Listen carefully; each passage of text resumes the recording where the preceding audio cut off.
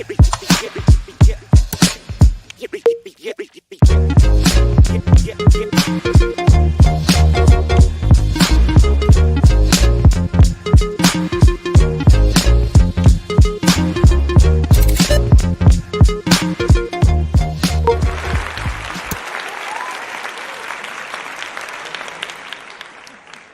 hand claps make me feel so good, like I'm famous or something.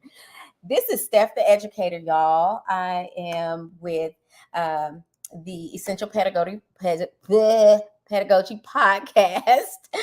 I am so delighted to be with you. Today's show is called Paradigm Shift, and it's called that for so many reasons. I have I always think about thinking, and it's not like I have a whole lot of time, luxury time to just sit and ponder about life and have all these philosophies. But on the way to work, on the way from work, I have a little bit of a commute, about 25 to 30 minutes, and I'll listen to a podcast sometimes, but most times I am sitting in silence because I talk to a lot of people. But before I get really into what we're talking about today on Essential Pedagogy, I want to tell you that I have my own YouTube channel, and I'd like for you to subscribe to me there. Wherever you listen to me on, please support me by subscribing on my YouTube channel. It's called Essential Pedagogy. Subscribe and even like whatever episodes you like, because I have quite a bit on there now. Want to talk to you about today's paradigm shift. It's not just a paradigm shift that happened today, but over time.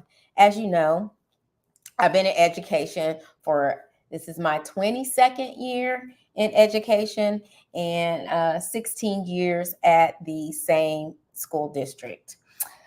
I want to start by just talking to you and telling you that how this career has changed how I think. And I don't know if any other career, because, I've spent some time doing other things. I was in technology sales for a little while. I did various things. I even started out selling Foot Locker shoes at one point. But I did a lot of different things, but nothing impacted me as much as being an educator. And I think it's because I have been in contact and am affected by it more people, and I affect more people in the role that I am in as a educator and in secondary education at that. So I think this career has changed how I think, for sure.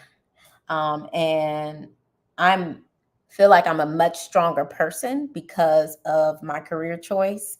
I have a much stronger voice when it comes to stating something I believe or something that I know that is a fact, because of just the nature of my job. I can call a goat and not accept that anyone saying that a goat is a cow. I'm just that person. And I know that everybody everybody that's in education, it doesn't affect them that way. But when I end my day, when I end a year, when I start a year, I really have deep thought about, like, what am I trying to achieve? What's my goal? How can I make the best impact? What does God want me to do in this space, in this time? So I really think deeply and pray deeply about that.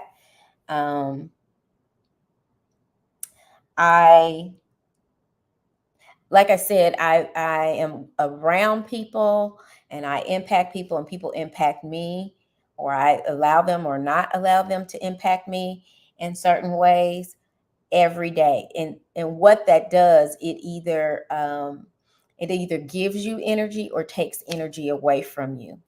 And so I'm going to talk to you guys about certain scenarios, read a couple of emails that I have gotten that makes me think differently. And I just want to just kind of communicate to you guys that I've been doing this for 22 years. Not everybody who is in education as long as I am thinks the same way, acts the same way. But I think there's clearly differences in every career, in every genre of job, whether you're in corporate America, whether you are in any type of job. There are managers, there are leaders, and there are natural people who kind of fall into those roles no matter what their title is. Managers usually make sure tasks are done correctly and right. But I don't believe I'm a manager. In my space as an educator, I make sure that an overall arching goal is being achieved, and I make sound decisions to lead us in that direction.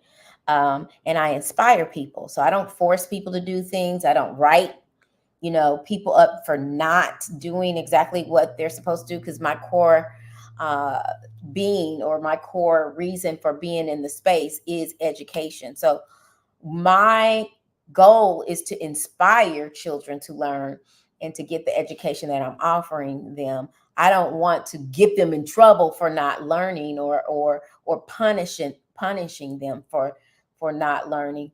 I want to inspire them to learn. So it takes a little bit of savvy, a little bit of knowledge on how the inner workings of people, how they, what motivates them. Okay. And so I have learned some things about people. Now, I want to start by saying, I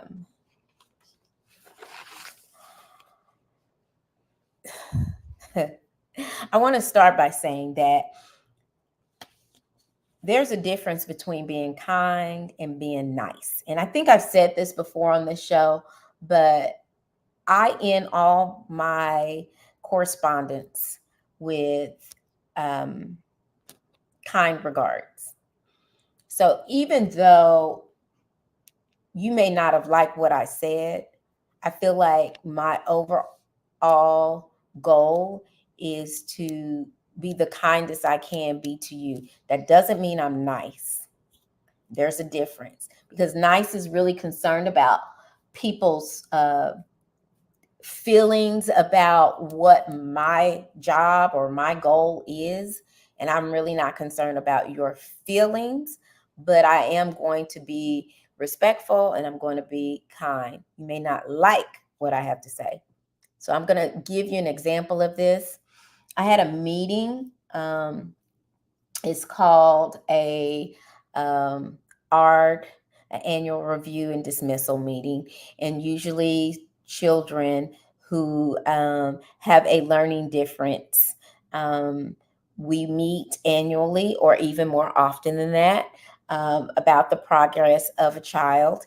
And you're either adding more accommodations for this child to be more successful in a regular general ed setting, or you are going to dismiss them from this program, and then they won't have any special accommodations, so that we can have a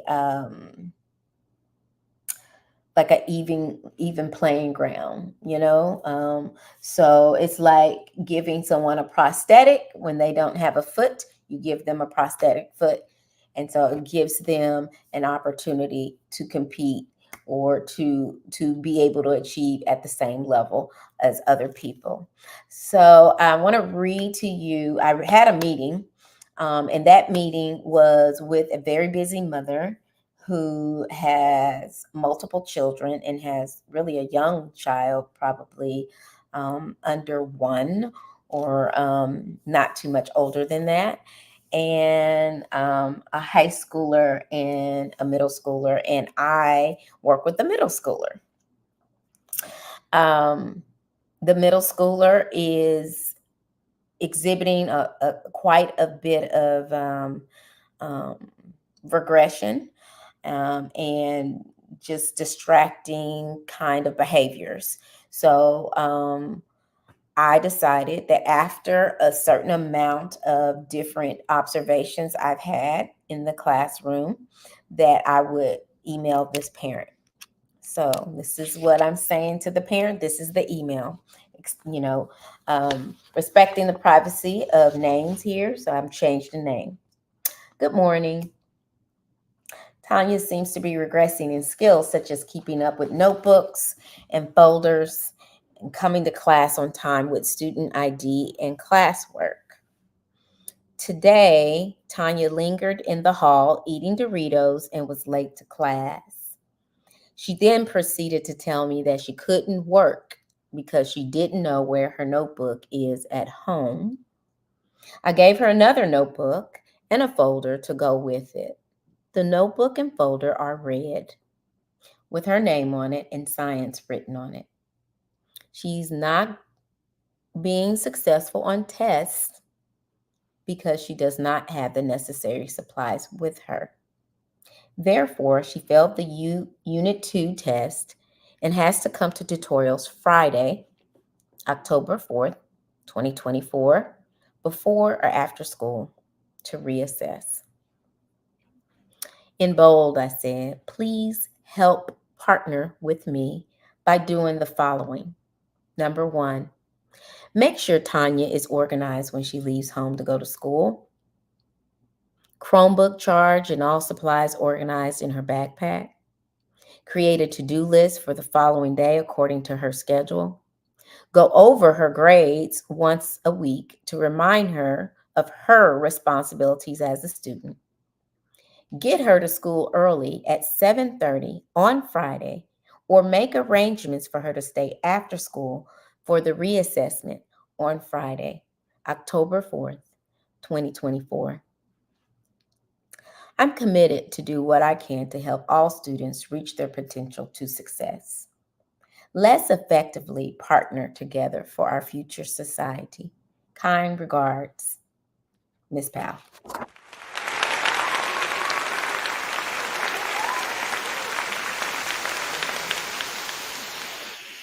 I did not get a response to that. But I will tell you about some other emails I've gotten. And I will say that I could spend all day contacting parents by email, and I still won't be finished by the end of the day. I could spend 8 hours and just emailing a parent about one thing or another to a child. Now, that is a good use of time on parent conference day. But on a regular school day where I have to execute a lesson, do a lab, and on, I cannot communicate as much or as clearly and concise as this all the time.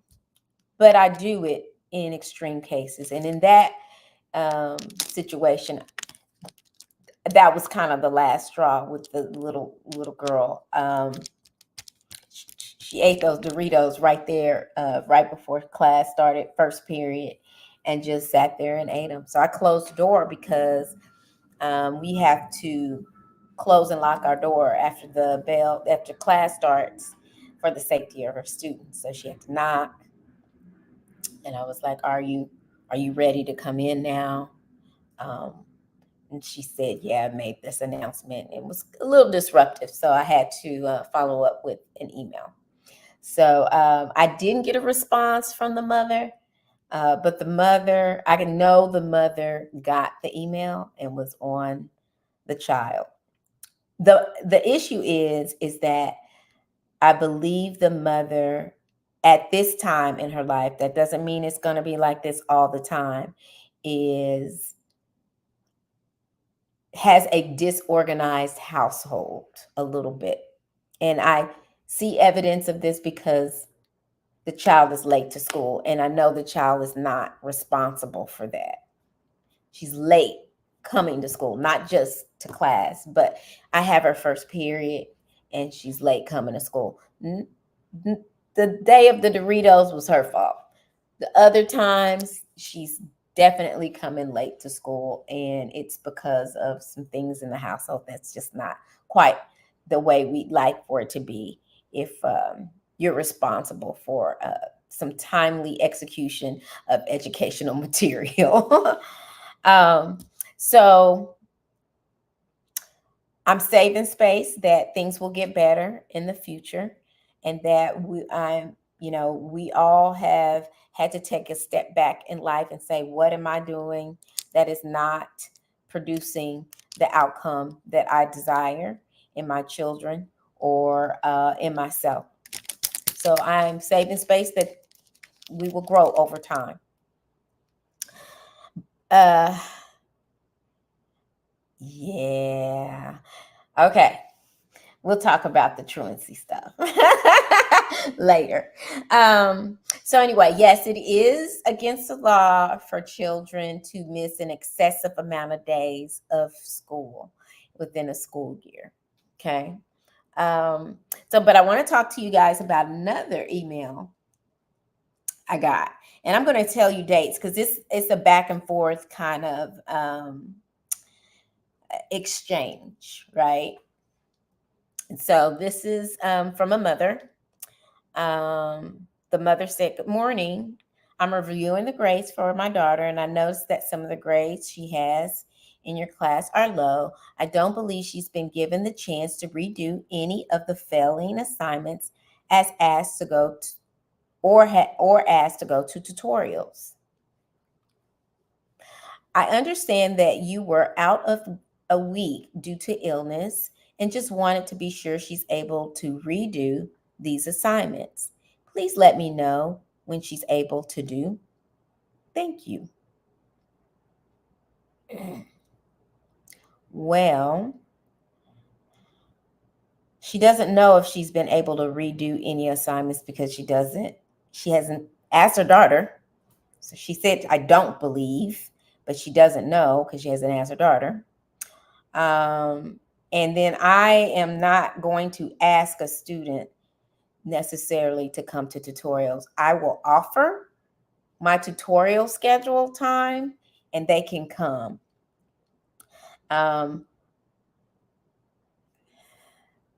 At this age, in 7th grade, 8th grade, almost high school, we are trying to train our children to be self-advocates. And we have trained, not trained, I don't like the word train, oh my gosh. We are trying to develop students to analyze their own situation, check their own grades. We tell them what is the threshold for passing and failing. And then we also give them the tools to try to, in advisory, to reach out to teachers, to guide them in how they should approach an email, being polite, asking, things like that. I offer tutoring. I don't ask a student to please come. Will you please come to tutoring? I offer tutoring. So this is the next. So that day was September 6th. September 9th, she emailed. And when I came back to work, I had a ton of emails. So it got by me, her email. And so on the 9th, she says, "I'm just following up on the message I sent last week. Please let me know the plans for the child to redo assignments and get her grades up." And I said, "Good afternoon. Pardon the late response. I was out almost a week due to COVID. I am so behind on everything. I have tutorials on Friday before and after school. She may also do assignments at home, as most are found on a digital learning management system." So some people may know that. It's called Canvas. Okay. So then we did not have an exchange anymore until today. I sent many emails because I scheduled to have tutoring on Friday. So I sent massive amount of emails and communications to parents today. And I was very targeted in who I sent emails to. So I did some research on who was not successful on the latest test and to email those parents so that um, they will not be caught by surprise if their child is not doing as well for the 9 weeks, because we have 9-week report cards coming up next week. So anyway, this was today.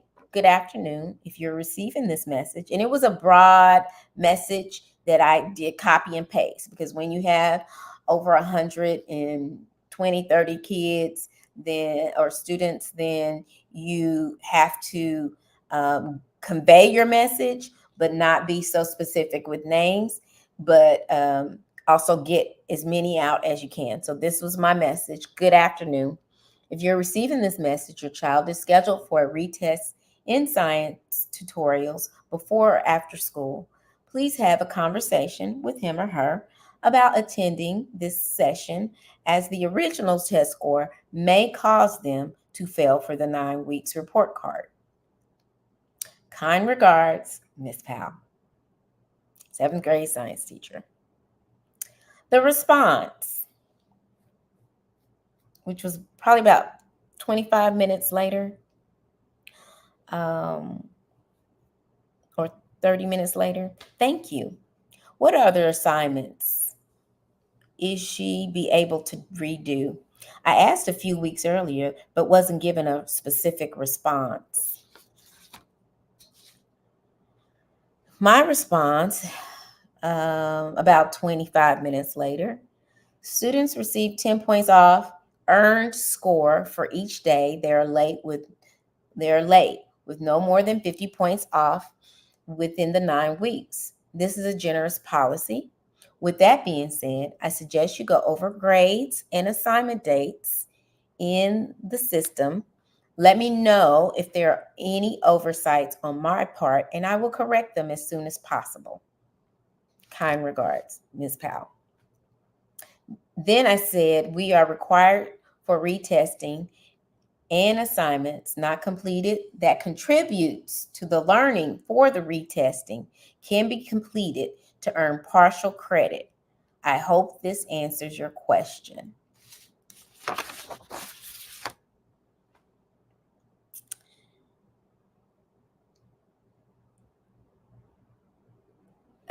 Okay, the next thing was, I am aware of the policy.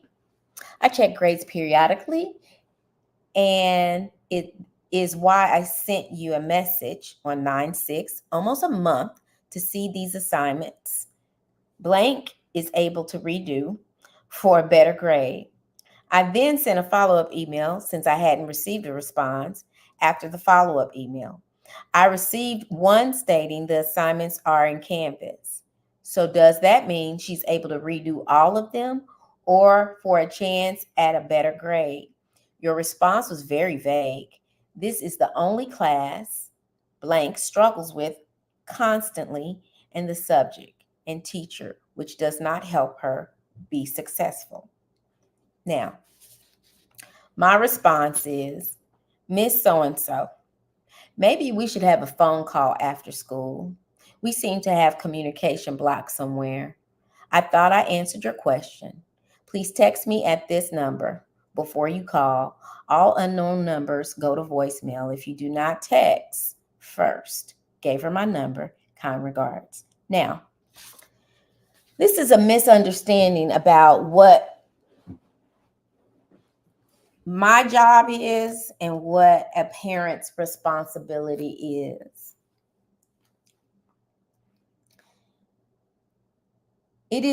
We have a system where we put in grades for every student. At this time, I have 4 summatives, 12, 13 formatives over a 9-week span of time, just about 9 weeks, 8 weeks. I have about 140 kids,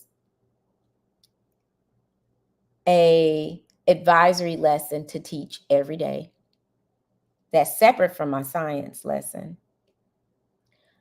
Once, twice a week, sometimes 3 times a week, I have a lab that I have to execute. I have lab equipment that I have to wash and put away. I have inventory. I have a fire extinguisher to check. I have an eye wash station to check and document me checking it once a month. I have all the responsibilities.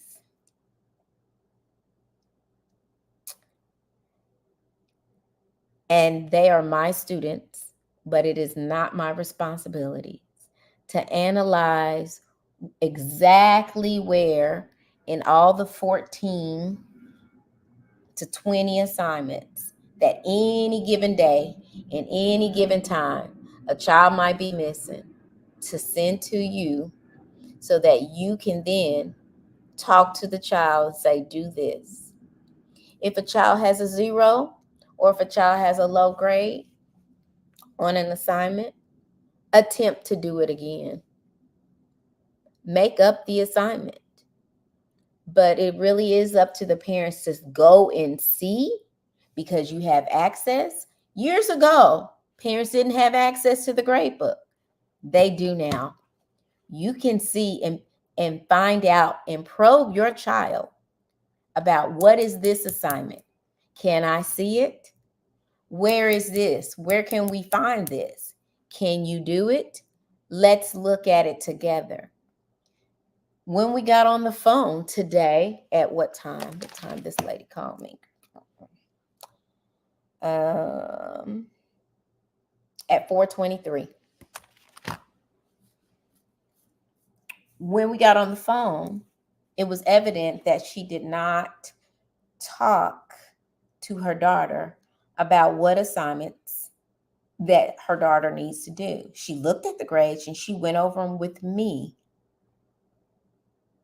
And I told her in the email that all assignments leading up to that test can be done. If she has a 0, she'll get partial credit. But I don't know what assignments that she did not do. And I'm not getting on the computer looking that up. When you have access to this and you have one child to manage on this, or maybe you have 3, but I have 140. I send you a progress. You are to look at it and say, so-and-so, you need to do this. Let me see it. Pull out your computer. Come sit by me. Let's do it together. Whatever. But for me to keep telling you, please go look at that and see what she's missing, because I don't know what she's missing. I'm trying to teach a class at 12:54 p.m. When I say that she can make up this assignment leading up to this assessment. So when I send out the email that you have to reassess the next day, you haven't been checking her grades, because the grades was in there. Now we're at the nitty gritty. Not a lot of people are going to come. We have fall break after Friday. Not this Friday, next Friday. We have fall break. Wonder how many kids are going to come to tutoring after school on Friday. Not a lot. That's why I scheduled this retest for this Friday. And I sent out communications, because next week, even if they come next Friday after school, my deadline for grades is by noon on Friday. So if they come to reassess, it's too late. I'm telling you well in advance so that you can get your child here. if you haven't checked the grades lately. Now you're upset because you haven't stayed on top of her grades and you're making it my responsibility. And I told you that she could do some things at home. I've also had a parent mad at me because a child does not write legibly. And so sometimes children have dysgraphia, and that's okay that they have dysgraphia, but I still need to gauge whether they know the information. So if I ask you, parent, to translate a child's paper, don't get upset with me because you can't read your child's paper. Ask their child to read it, and then you write out what it's supposed to say. It's okay. I just need to know whether the child understands the concept, or do I need to give this child extra practice? But you're mad at me, and it's not going to change anything. I'm still going to try to be the inspiring Miss Powell. I'm an advocate for children. I want them to be successful. I want them to be independent thinkers. I want them to excel. I want them to not just excel, soar. But I need for you to partner with me. I need for you to know that I'm not just teaching 3 children a day. I need for you to know this. I need for you to know that I can see through certain things, and I can see what's happening because of my experience. Can I tell you the first time that I realized that my job affected my thinking? I'm going to tell you. Back in the day, my former husband did not know when he was going to come home one evening. And I felt like that was strange because in my training and in my experience with being a mother and an active mother in my child's education, he was a kindergartner, and they were getting the children ready to have number sense in a kindergarten space by having the students guess how many monkeys were in a jar. And then the kids would have all these guesses and then put them in and they'll pick them and see who guessed 13 monkeys or who guessed 105 monkeys. And it was a real good way to get children to visualize, well, how many, or to start to have some number sense. And I remember thinking when my ex-husband told me that he did not know when he was coming home, I said, so you can't estimate about a window of when you're going to come home? That's weird, because a kindergartner can estimate. That made me have a paradigm shift that just because an adult is an adult doesn't mean that they have sense like a kindergartner. We need to be better, people. We just need to be better. Sometimes we just don't understand how it is in education and what we do. I actually wash more dishes at work than I do at home because I'm a science teacher and we deal with science, lab equipment, beakers, flasks, stirrers, all kinds of things.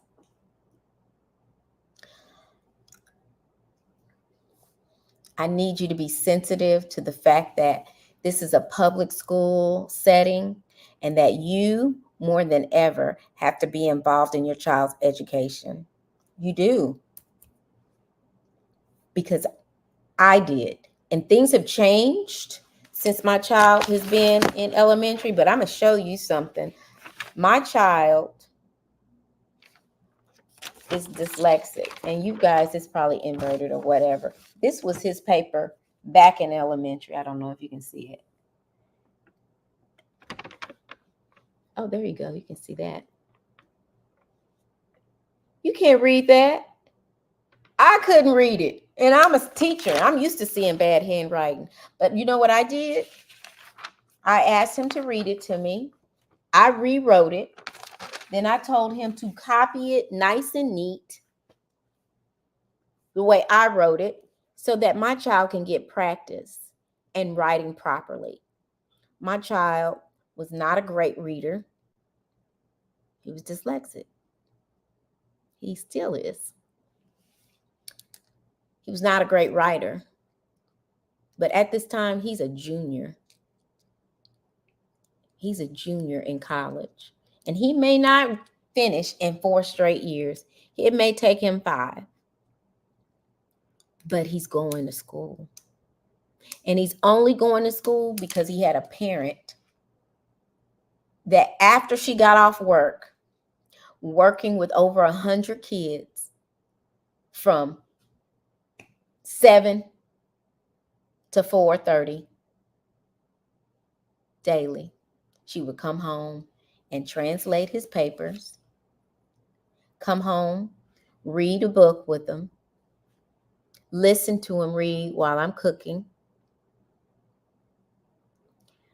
I'm telling you guys this not because I'm trying to criticize and I'm trying to not think about how hard it is being a parent. I know exactly how hard it is being a parent. I was a single parent doing it. And it takes sacrifice. I did not have a life. I came straight home. I made dinner. I was cooking dinner 5:30 so we could eat at 6:30, 7 o'clock, so we can be in bed by 8:30, because we had to get up early in the morning because I was a teacher. I had to be there before people dropped their children off. I'm telling you this because we have to do better. We have to do better, and we cannot get the gratification that we think we're going to get from blaming somebody else for our problems, or blaming someone else because we just want a certain thing and we're concerned about a grade instead of the learning. I'm more concerned about a learning process. In middle school, you can make straight C's and D's, but if you learned how to think in my class, I call that a win every day. Every day. Because sometimes our experiments are not successful, but that doesn't mean we did not learn from them. So I want you guys to remember, I'm in here, I'm in school, I'm doing the job every day, not to be nice, but be the kindest I can be towards your child. And that's my paradigm shift. Nice is not the same as kind. Nice is concerned about your feelings, about their feelings, but kind is the overarching goal of what we want from our children in our future. And every day I think about that. I'm developing the future society, and I'm very serious about that. I want you to be thinkers, and I want you to thrive. And so with that, I'm going to ask you again, please support my YouTube channel. It's Essential Pedagogy YouTube. Please subscribe. Please subscribe. I don't care where you listen, but if you subscribe to the YouTube channel, you are supporting me, where I am not spending all my little teacher dollars trying to produce these videos all the time. Okay? I just thank you for joining me today. I hope you got a paradigm shift too. I hope you did. And I don't want to sound like I'm self-righteous. I know we all struggle, but I just want people to be still for a little bit and look at themselves and what they're doing and what they'd like the outcome to be and why you're stressing certain things. Are you stressing? Um, are you pushing for a grade? Are you pushing for the learning process? That none of the things in the emails was talking about her overall learning. It was do this for a grade. And I'm concerned about the learning. I just want to thank you guys for supporting me. I've been having lots of fun doing this. I am happy that we've had a lot of support. I want you guys to email me if you have any questions or ideas of what you want to see next time in upcoming shows. My email address is stephanierpowell@me.com. So email me any ideas, reach out to me, and I'll be happy to consider and try to make your vision of what shows you'd like to see or topics you'd like to see me talk about in the future. Again, this is Stephanie with Essential Pedagogy, Steph the Educator, and I'll see you guys next time.